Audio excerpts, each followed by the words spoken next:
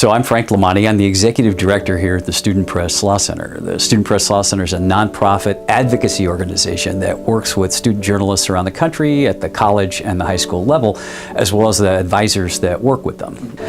I'll be honest with you, because I spent some time in professional newsrooms and of course a lot of time in student newsrooms, and the level of sophistication of ethical decision making that I see going on in student newsrooms today far exceeds what I see going on in professional newsrooms. Fortunately, out of that 2,000 or 2,500 cases, probably a half of them are a single phone call case that you can just dispense with it's a recurring kind of a problem that we've seen enough times that we can help them out immediately over the phone. But then you get into the ones that require a little more involvement. There are a number of cases where we've had to write letters to people trying to jar loose some public records that the school or college is withholding. So that's a fairly typical kind of a case. I would say that's sort of a moderate level of engagement. And then we get to the really deep levels of engagement where, we've had situations with, 20, 30 different phone calls over a period of months. I had one a couple years ago out in Southern California that involved a high school where the administration just completely went off the rails and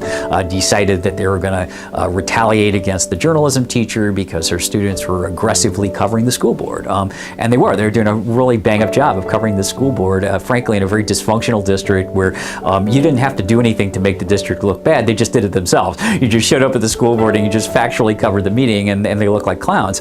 And they didn't like the way they were being portrayed in the media, and they tried to retaliate against the newspaper and against the teacher. And gosh, easily I had 50 conversations between the teacher and the students, and one in-person meeting where I drank a lot of bubble tea with these students out at a restaurant in LA because they just needed that much help. And we got a volunteer lawyer involved, wrote a lot of letters.